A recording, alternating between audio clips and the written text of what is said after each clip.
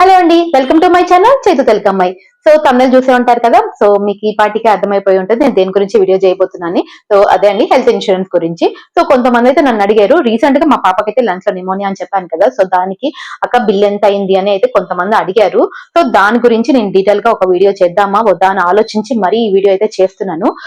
So మా పాపకు bill ఎంత అయింది, ఇంకా హెల్త్ ఇన్సూరెన్స్ ఎందుకు రిజెక్ట్ అయింది అని ఆ డీటెయిల్స్ చెప్పబోయే ముందు అసలు మేము హాస్పిటల్లో ఏ రూమ్ లో ఉన్నాము, జనరల్ రూమా లేకపోతే ట్విన్ రూమా లేకపోతే సింగిల్ రూమా, అవన్నీ ఒకసారి నేను వీడియో అయితే చూపిస్తాను. సో ఒక్కసారి ఆ వీడియో చూడండి. ఆ వీడియో తర్వాత నేను మళ్ళీ వచ్చి నేను మీకు క్లియర్ గా ఎక్స్ప్లెయిన్ చేస్తాను.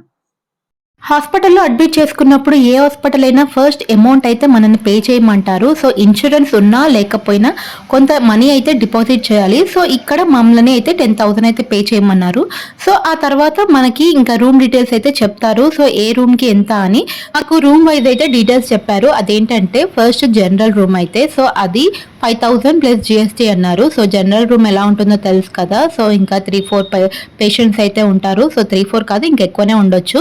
So next twin room, so 2 patients అయితే ఉంటారు. సో ఆ రూమ్ వచ్చేసి 7,000 plus GST and single room అయితే 12,000 ప్లస్ జిఎస్టీ అన్నారు. ఇంకొకటి ఇక్కడ మనం రూమ్ తీసుకున్నాక సో రూమ్ బట్టి సర్వీస్ ఛార్జెస్ అయితే డిఫరెంట్ గా అయితే ఉంటుందంట. సో సింగిల్ రూమ్ తీసుకుంటే సో దానికి 3 అయితే ఉంటుంది.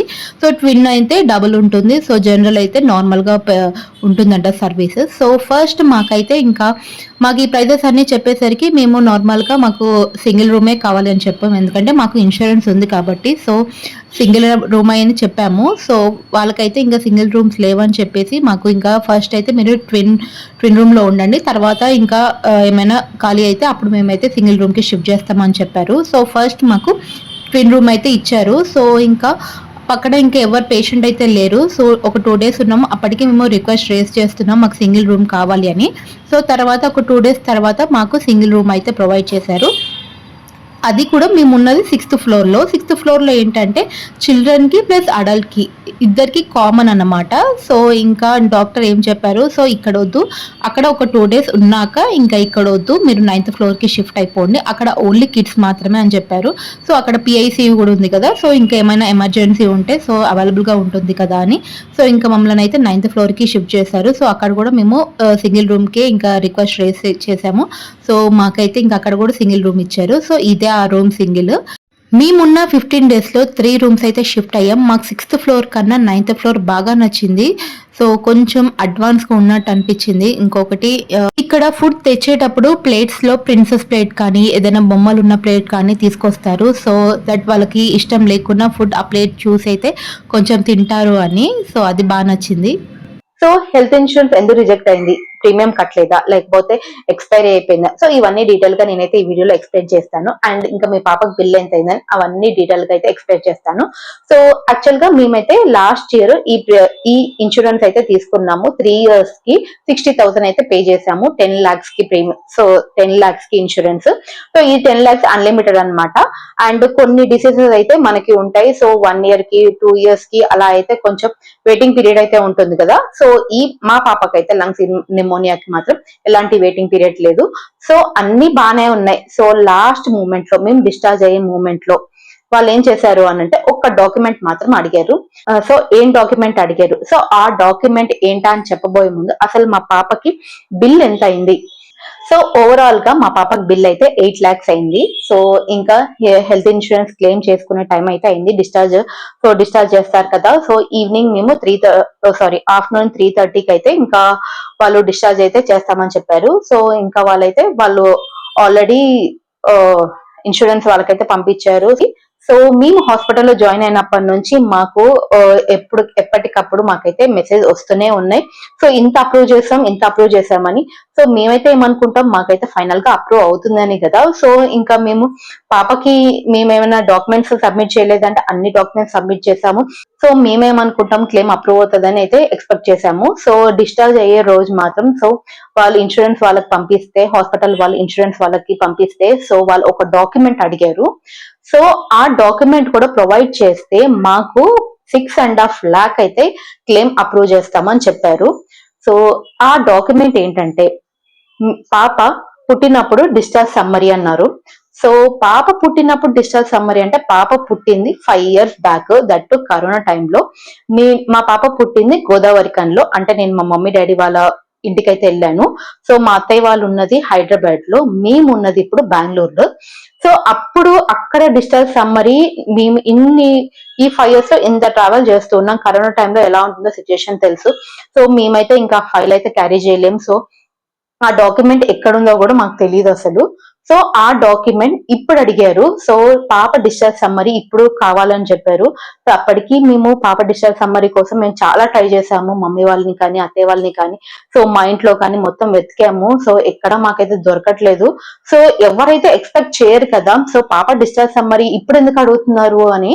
సో యాక్చువల్ గా కస్టమర్ కేర్ కి కూడా కాల్ చేసాము. ఇంకా 7 మేము యాక్చువల్ గా మాకు తెలిసిన విషయం 3:30కి మేము వాళ్ళు ఇన్సూరెన్స్ వాళ్ళకి పంపిస్తే మాకు 7 o'clock కి డాక్యుమెంట్ కావాలని చెప్పారు. నార్మల్ గా మేమైతే ఇన్సూరెన్స్ తీసుకున్నామో ఆ ఇన్సూరెన్స్ వాళ్ళకి కూడా కాల్ చేసాము, వాళ్ళు కూడా no response. And Policybazaar లో కూడా చేసాము, అసలు వాళ్ళు కాల్ చేస్తుంటే కూడా వాళ్ళు ఏమన్నారంటే, సో ఆ డాక్యుమెంట్ ప్రొవైడ్ చేయండి మీకు క్లెయిమ్ అప్రూవ్ అవుతుందని చెప్పారు.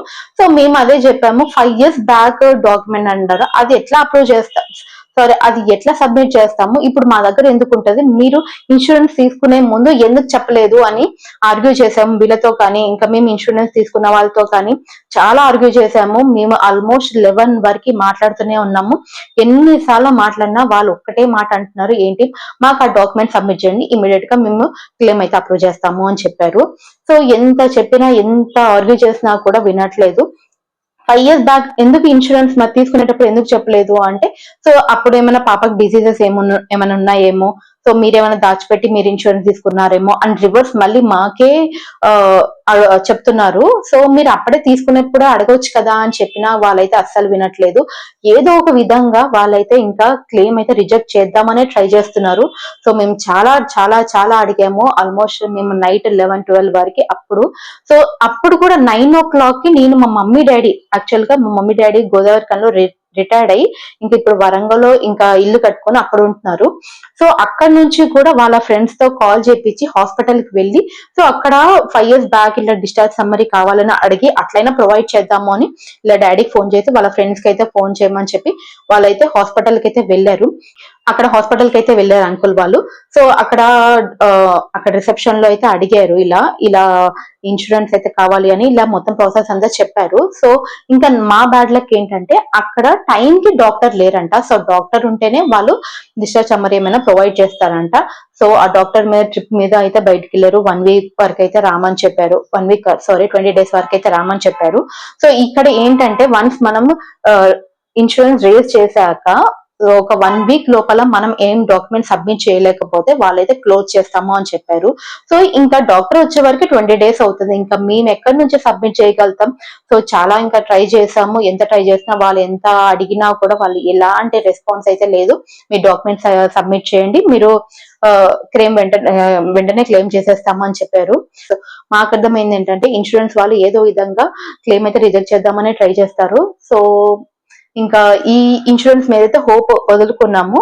సో లక్కీగా ఇంకోటి ఏంటంటే మా హస్బెండ్ వాళ్ళ ఆఫీస్ లో కూడా ఒక ఇన్సూరెన్స్ అయితే ఉంది. సో మేమైతే ఆల్టర్నేట్ ఈ ఇన్సూరెన్స్ అని పెట్టుకున్నాము. సో దాంట్లో ఏంటంటే ఓన్లీ 5 lakhs మాత్రమే అప్రూవ్ అయినాయి.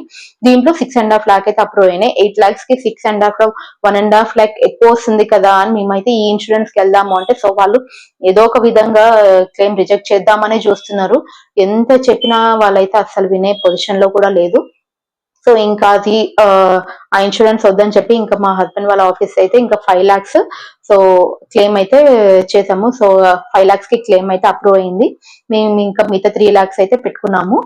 సో ఇంకా ఎవరైతే కొత్తగా హెల్త్ ఇన్సూరెన్స్ తీసుకోవాలనుకుంటే ముందే మీరైతే అడగండి. సో కావాలి అంటే మీరు ఒక వీడియో కాల్ అయినా అట్లీస్ట్, లేకపోతే ఆడియో మెసేజ్ అయినా లేకపోతే వీడియో అయినా ఒకసారి తీసి పెట్టుకోండి.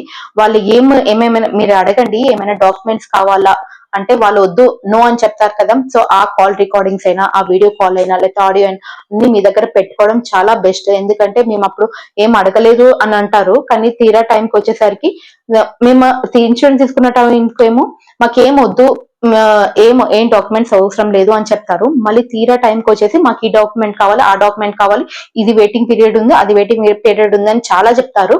సో ఇదేది నమ్మకుండా మీరు కావాలి అంటే ఆడియో రికార్డ్ కానీ వీడియో అయినా తీసి పెట్టుకోండి. ఎవరైనా ఇంటికి వచ్చి పర్సనల్ ఇన్సూరెన్స్ తీసుకుంటారు అంటే వీడియో అయినా తీసుకోండి, ఆడియో అయినా తీసుకోండి, మీ దగ్గర పెట్టుకోండి. ఎప్పుడు ఏమవుతుందో అయితే తెలియదు కదా. సో మనం ఎప్పుడు అన్ని డాక్యుమెంట్స్ 5 years బ్యాక్ డాక్యుమెంట్ కూడా మనమైతే ఎప్పుడు క్యారీ చేయలేము కదా. మేమైతే అస్సలు ఎక్స్పెక్ట్ చేయలేదు ఈ ఇన్సూరెన్స్ నుంచి వీళ్ళు ఇలా అడుగుతారు అని. సో ఎవరైనా ఎందుకు పెట్టుకుంటారండి. సో పాప డిజిటల్ సమ్మరీ అంటే 5 years బ్యాక్. సో ఇప్పుడు మనం ఎందుకు పెట్టుకుంటాము. సో ఇప్పుడు జరిగిన ఇప్పుడు లంగ్స్ ఇది ఇంకొక 30 years తర్వాత మళ్ళీ అడగడం గ్యారంటీ కూడా లేదు.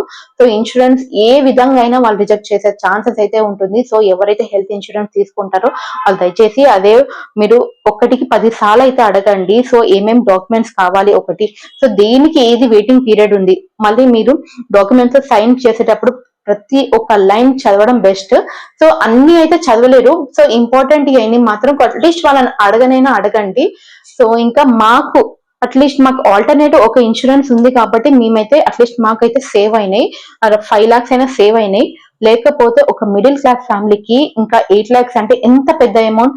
కొంతమందికి 8 lakhs అంటే పెద్ద అమౌంట్ కాదండి, నేను అందరికీ చెప్పట్లేదు, నేను కొంతమందికి మాత్రమే చెప్తున్నాను. కొంతమందికి మాత్రం 8 lakhs అంటే పెద్ద అమౌంట్ కాదు, కొంతమంది అయితే కట్టుకోగలుగుతారు. బట్ మిడిల్ క్లాస్ ఫ్యామిలీస్ మాత్రం అస్సలు కట్టుకోలేరు. సో నేను వాళ్ళకి మాత్రం చెప్తున్నాను. అంతా ఇప్పుడు హాస్పిటల్లో ఎలా అయిపోయిందంటే 8 lakhs ఈక్వల్ టు 8,000 అని చెప్పినా కూడా ఆశ్చర్యం లేదు, అలా అయిపోయింది. జస్ట్ మనం వెళ్ళి అడ్మిట్ అవుతే చాలు ఈజీగా thousands లో బిల్ వేస్తున్నారు. సో ఎవరైతే ఇంకా హెల్త్ ఇన్సూరెన్స్ తీసుకోరో వాళ్ళు దయచేసి హెల్త్ ఇన్సూరెన్స్ తీసుకోండి, అది చాలా ఇంపార్టెంట్. ఇప్పుడు డేస్ బాగానే ఉన్నాయి కదా అని ఫ్యూచర్ లో కూడా బాగుంటుందని మనం అయితే ఎప్పుడు ఎక్స్పెక్ట్ చేయలేదు. ఎప్పుడు ఏదవుతుందో కూడా మనకు తెలియదు. నేనైతే మా పాపకి ఇలా అవుతుంది, ఇంత పెద్దగా అవుతుంది, ఇంత సీరియస్ అవుతుందని నేనైతే అస్సలు ఎక్స్పెక్ట్ చేయలేదు. సో మా పాప విషయంలో తీసుకోండి, మా పాప విషయంలో నేను ఎప్పుడు అంత ఎక్స్పెక్ట్ చేయలేదు, అంత సీరియస్ అవుతుంది, సో అన్ని డేస్ హాస్పిటల్లో ఉండాల్సి వస్తుందని నేను కలలో కూడా ఊహించలేదు. సో ఎవరికి ఎప్పుడు ఎలా అవుతుందో మనకైతే మన చేతిలో లేదు. సో ఇంకా ఎప్పుడు మన చేతిలో క్యాష్ ఉండాలని కూడా గ్యారంటీ లేదు. సో అందుకే హెల్త్ ఇన్సూరెన్స్ తీసుకోండి. అండ్ సో హెల్త్ ఇన్సూరెన్స్ కూడా మనకి ఫుల్ గా క్లెయిమ్ అయితే ఎప్పుడు అవ్వదు. సో ఎంతో కొంత మనమైతే కట్టుకోవాలి. సో కొన్ని అయితే ఉంటాయి. సో వాటికి మాత్రం సో హెల్త్ ఇన్సూరెన్స్ మాత్రం ప్రొవైడ్ చేయదు. లైక్ సో మా పాపకి హాస్పిటల్లో ఇచ్చిన డ్రెస్సెస్ కానీ, సో కొన్ని నీడిల్స్ ఉన్నాయి. సో ఆ నీడిల్స్ కి కూడా వాళ్ళైతే ఇన్సూరెన్స్ ఇవ్వలేదు. సో కొన్ని ఐటమ్స్ అయితే ఉంటాయి, సో అవైతే ఇన్సూరెన్స్ వాళ్ళు ఇవ్వరు. సో వాటి కట్టుకోవడానికి కూడా మనమే మనీ పే చేయాలి. సో ఒక్కసారిగా మనకి 1 lakh కానీ 2 lakhs కానీ అమౌంట్ కావాలి అన్నా సడన్ గా మనకి ఎవరైనా ఇవ్వాలి అన్నా కూడా కొంచెం ఆలోచిస్తారు. సో కొంచెం ఎమర్జెన్సీ ఫండ్ అనేది మీరు పక్కకైతే పెట్టుకోండి. అండ్ హెల్త్ ఇన్సూరెన్స్ కంపల్సరీ తీసుకోండి. హెల్త్ ఇన్సూరెన్స్ తో పాటు టర్మ్ ఇన్సూరెన్స్ కూడా తీసుకోండి. సో చాలా చాలా బెటర్. సో ఇదండి నేను ఇంకా చెప్పదలుచుకోండి. సో ఇంకా అందరికీ ఇదే చెప్తున్నాను, హెల్త్ ఇన్సూరెన్స్ మాత్రం కంపల్సరీ తీసుకోండి. నాకు తెలిసి చాలా మందికి అయితే అవగాహన వచ్చేసింది హెల్త్ ఇన్సూరెన్స్ తీసుకోవాలని. సో ఇప్పుడు కూడా చెప్తున్నాను, ఒకసారి మళ్ళీ హెల్త్ ఇన్సూరెన్స్ తీసుకోండి. మిడిల్ క్లాస్ ఫ్యామిలీకి అయితే చాలా కష్టం. ఇప్పుడు హాస్పిటల్స్ లో అడ్మిట్ అయితే మాత్రం అసలు వాళ్ళు నార్మల్ లాక్స్ లో మనీ వేస్తున్నారు. ఇంకా రాను క్రోర్స్ అయినా కూడా ఆశ్చర్యం లేదు, అలా అయిపోయింది ఇన్ఫ్లేషన్ అయితే హాస్పిటల్ది. ఇంకోటి ఏంటంటే విషయం, మీకు ఏమైనా డిసీజెస్ కానీ, ఇంకేమైనా బీపీ కానీ, షుగర్ కానీ, సో ఏమైనా ఉన్నా కూడా దయచేసి మీరు అబద్ధాలు చెప్పకండి. హెల్త్ ఇన్సూరెన్స్ వాళ్ళకి అన్ని నిజాలే చెప్పండి. మీరు ఇప్పుడు అబద్ధాలు చెప్పొచ్చు, సో ప్రీమియం ఏమైనా తగ్గొచ్చు అని ఆలోచిస్తారు, కానీ సో మీకు ఫ్యూచర్ లో మాత్రం డెఫినెట్ గా ఇది పెట్టుకొని వాళ్ళు మాత్రం డెఫినెట్ గా హెల్త్ ఇన్సూరెన్స్ అయితే క్లెయిమ్ వాళ్ళైతే రిజెక్ట్ చేసే ఛాన్సెస్ చాలా హైగా ఉంటాయి. సో వాళ్ళకి అన్ని తెలుసు. సో మీరు ఇప్పుడు దాచిపెడతారు కదా, ఎవరు చెప్తారు, సో మా గురించి అయితే ఎవరు చెప్పలేరు కదా. సో ఇక్కడ దాచిపెట్టగలుగుతారు, కానీ మీరు అయితే హాస్పిటల్కి వెళ్ళినప్పుడు అడ్మిట్ అయినప్పుడు డాక్టర్స్ కి అయితే నిజం చెప్పాలి కదా. సో వాళ్ళైతే హిస్టరీ మొత్తం అయితే రాస్తారు కదా. సో అప్పుడు డెఫినెట్ గా సో వాళ్ళు ఇన్సూరెన్స్ వాళ్ళకి పంపించినప్పుడు వాళ్ళు అన్ని చెక్ చేస్తారు. అప్పుడు హెల్త్ ఇన్సూరెన్స్ అయితే రిజెక్ట్ అయ్యే ఛాన్సెస్ చాలా హై ఉన్నాయి. సో మీకేమైనా ప్రీమియం కొంచెం ఎక్కువైనా పర్లేదు, సో కొంచెం మీకు డయాబెటీస్ ఉన్నా, బీపీ ఉన్నా, కొలెస్ట్రాల్ ఉన్నా, ఇంకేమైనా డిసీజ్ ఆల్టర్నేట్ ఉన్నా కూడా సో అది చెప్పి మీరు ప్రీమియం కొంచెం ఎక్కువైనా పర్లేదు, ప్రీమియం కొంచెం ఎక్కువ కట్టి తీసుకుంటే చాలా బెటర్. సో దాచిపెట్టకుండా అయితే కొంచెం హెల్త్ ఇన్సూరెన్స్ దాచిపెట్టకుండా అయితే కొంచెం అన్ని నిజాలు చెప్పి మీరైతే హెల్త్ ఇన్సూరెన్స్ అయితే తీసుకోండి. ఎక్కడ ఎవరి దగ్గర అబద్ధాలు చెప్పకండి. ఇది హెల్త్ ఇన్సూరెన్స్ ఒకటి, ఇంకా టర్మ్ ఇన్సూరెన్స్ ఒకటి, ఈ రెండిటికి మాత్రం ఎక్కడ మీరు అబద్ధాలు చెప్పకుండా మాత్రం ఇన్సూరెన్స్ అయితే తీసుకోండి. సో ఇదండి, మా పాపకైతే 8 lakhs హాస్పిటల్ బిల్ అయింది. సో మాకు వచ్చిన క్లెయిమ్ అయితే 5 lakhs. సో thumbnail లో పెట్టారు కదా హెల్త్ ఇన్సూరెన్స్ రిజెక్టెడ్ అని. సో అది మేము తీసుకున్న పర్సనల్ గా హెల్త్ ఇన్సూరెన్స్ అది రిజెక్ట్ అయింది. సో మాకు ఆల్టర్నేట్ ఇది ఉంది కాబట్టి సేఫ్ అయింది. సో సో మీరు కూడా హెల్త్ ఇన్సూరెన్స్ తీసుకోండి. సో మీకు నచ్చితే ప్లీజ్ లైక్ చేయండి. ఎవరికైనా ఇంకా యూస్ఫుల్ అనిపిస్తే ప్లీజ్ షేర్ చేయండి. Thank you.